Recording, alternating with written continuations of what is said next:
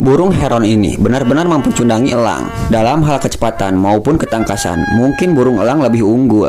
Akan tetapi, jika memasuki area rawa, burung heronlah yang menjadi rajanya. Mempunyai kaki yang ramping dan moncong yang panjang, memudahkannya untuk berburu ikan.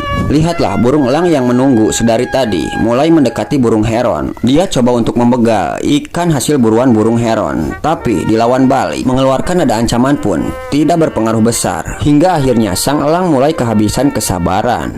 Dia coba untuk membacok burung heron. Pergulatan pun terjadi dengan ending yang membagongkan. Burung heronlah sang juaranya.